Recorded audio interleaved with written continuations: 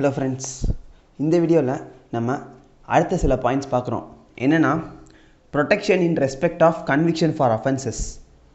நம்ம பண்ண தப்புக்கு தண்டனை அனுபவிக்கணும். அதுதான் லாவோட முக்கியமான ஒரு பாயிண்ட். நம்ம ஏற்கனவே டெஃபினிஷன்லேயே பார்த்தோம். என்ன பார்த்தோம்? Command of the sovereign which imposes a duty backed by சாங்ஷன்னு பார்த்தோம். சரி, நம்மளோட மேலிடத்தில் இருக்கிற ஒரு கமாண்டு அவங்க நம்மளை சில விஷயங்களை பண்ண சொல்கிறாங்க. அப்படி பண்ணலைன்னா நம்ம தண்டனை அனுபவிக்கணும்னு சொல்கிறது தான் அந்த லான்னு சொல்லி பார்த்தோம். இப்போது நமக்கு நம்ம பண்ண தப்புக்கு ஒரு லா அப்படிங்கிறது நமக்கு தெரிஞ்சிருச்சு.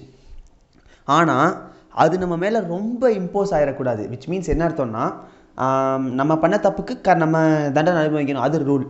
பட் நம்ம பண்ண தப்பை விட அதோட தண்டனை அதிகமாக இருக்கக்கூடாது. விச் மீன்ஸ் அவங்க கொடுக்குற தண்டனை நம்ம பண்ண தப்புக்கானதாக இருக்கணுமே தவிர அதுக்கு மேலே இருந்துடக்கூடாது அப்படின்னு சொல்கிறதுக்கு தான் இந்த ப்ரொடெக்ஷனுக்கு 3 டைப் ஆஃப் இது சொல்லியிருக்காங்க. என்னென்னா, ப்ரொடெக்ஷன் எகெயின்ஸ்ட் டபுள் ஜியோபாடி. இந்த ப்ரொடெக்ஷன் எகெயின்ஸ்ட் டபுள் ஜியோபாடி அப்படிங்கிறதுக்கு மீனிங் என்னென்னா, ஒரு பர்சன் பண்ண தப்புக்கு ஒரு தடவை தான் தண்டனை அனுபவிக்கணும், 2 தடவை தண்டனை அனுபவிக்கக்கூடாது அப்படின்னு சொல்கிறது தான் டபுள் ஜியோபாடி. ஸோ இப்போ ஏ அப்படிங்கிறவர் என்ன பண்ணியிருக்காருன்னா பிஏ கொண்டிருக்கார். இதுதான் எக்ஸாம்பிள். இப்போது ஏ பிஏ கொண்டாருன்னா இந்த கேஸில் ஏ அதை கொன்னதுக்கு தண்டனை ஒரு தடவை தான் அனுபவிக்கணும்.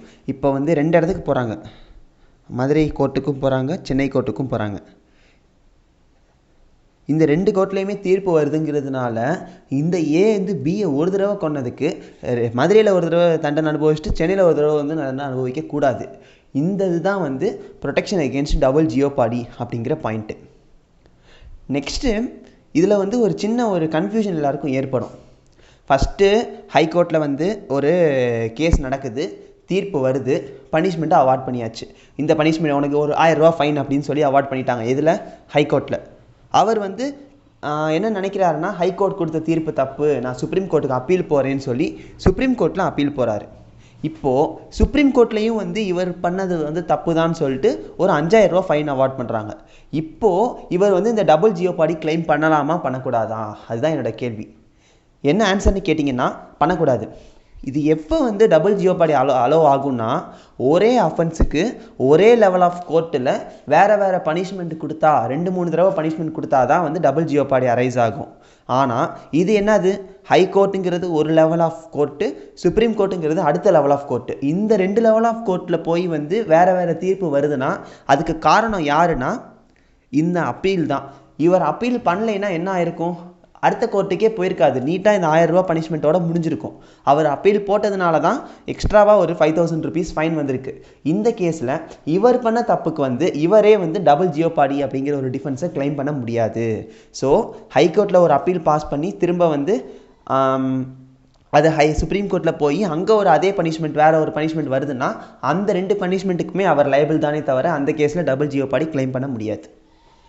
அடுத்து 3rd கேஸ் என்னன்னு பார்த்தீங்கன்னா, ஒரு பர்சன் குற்றவாளின்னு சொல்லிட்டாங்க, கோர்ட்டுக்கு எடுத்துகிட்டு போகிறாங்க. அங்கே என்ன ஆகுதுன்னா, எவிடன்ஸ் பத்தாததுனால அந்த கேஸில் அவர் என்ன சொல்லிடுறாருன்னா டபுள் ஜியோபாடி கிளைம் பண்ணிக்கிறார். ஆனால் அதே ப்ராப்ளம் அதே மாதிரி அவர் கோர்ட்லேருந்து வெளியே வர்றதுக்கு காரணம் எவிடன்ஸ் இல்லாமல் வேறு எந்த காரணம்னா, டெக்னிக்கல் எரர்னால ஒரு பர்சன் கோர்ட்டை விட்டு வெளியே வராங்க அப்படின்னா, கோர்ட்டை விட்டு வெளியே வராங்க மீன்ஸ் தண்டனை அனுபவிக்காமல் வெளியே வராங்கன்னா அந்த கேஸில் அவர் டபுள் ஜியோபாடி கிளைம் பண்ண முடியாது. ஏன்னா இது டெக்னிக்கல் கிளிச்சு. அந்த கேஸில் டபுள் ஜியோபாடி கிளைம் பண்ண முடியாது. எவிடன்ஸ் இல்லாமல் வந்தால் மட்டும்தான் டபுள் ஜியோபாடி கிளைம் பண்ணிக்க முடியும். இதுதான் டபுள் ஜியோபாடி.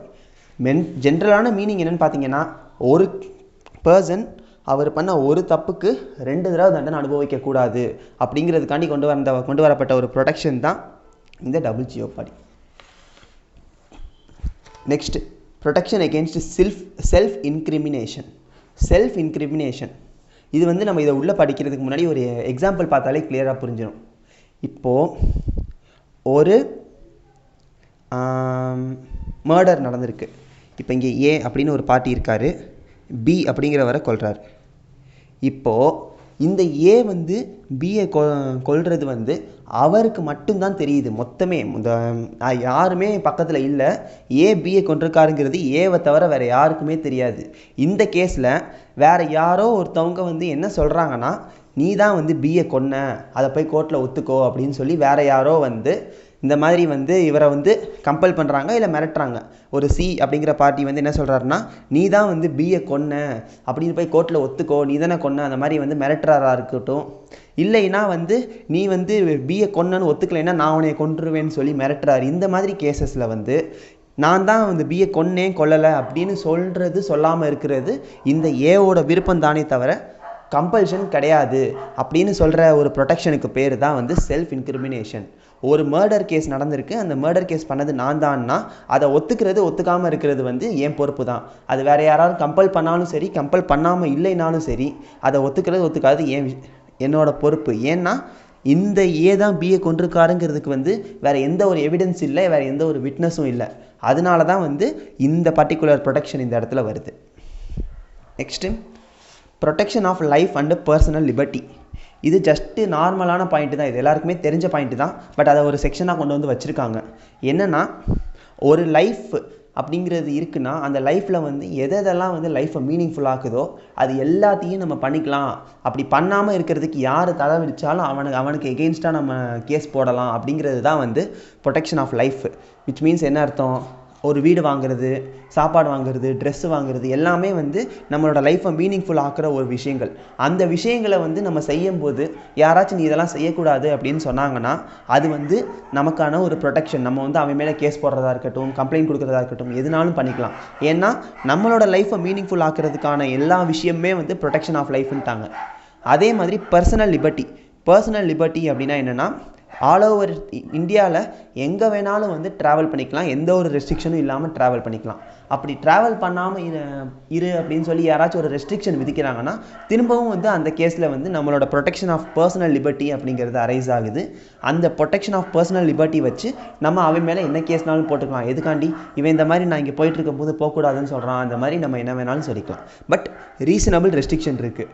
சின்ன எக்ஸாம்பிள் சொன்னால், ஒரு பயங்கரமான ஒரு பட்ஜெட் மீட்டிங் நடந்துகிட்டு இருக்கும்போது நான் அந்த பட்ஜெட் மீட்டிங்குள்ளே போவேன். ஏன்னா எனக்கு வந்து பர்சனல் லிபர்ட்டி இருக்குது, நான் இந்தியாவுக்குள்ளே எங்கே வேணாலும் போவேன்னு வந்து கான்ஸ்டியூஷன்லேயே சொல்லியிருக்காங்க. அப்புறம் எதுக்காண்டி நான் இந்த மீட்டிங்குள்ளே நுழையக்கூடாதுன்னெலாம் கேட்கக்கூடாது. சில ரெஸ்ட்ரிக்ஷன்ஸ் இருக்கும், அந்த ரெஸ்ட்ரிக்ஷன்ஸை மீறி தான் நடக்கக்கூடாதே தவிர அந்த ரெஸ்ட்ரிக்ஷன் இருக்கிற வரைக்கும் நம்ம வந்து நம்மளோட பர்சனல் லிபர்ட்டியை எங்கே வேணாலும் வந்து யூஸ் பண்ணிக்கலாம். இதுதான் வந்து லாஸ்ட் பாயிண்ட். இதோட நமக்கு வந்து அஃபென்சஸ்க்கான ப்ரொடெக்ஷன் முடியுது.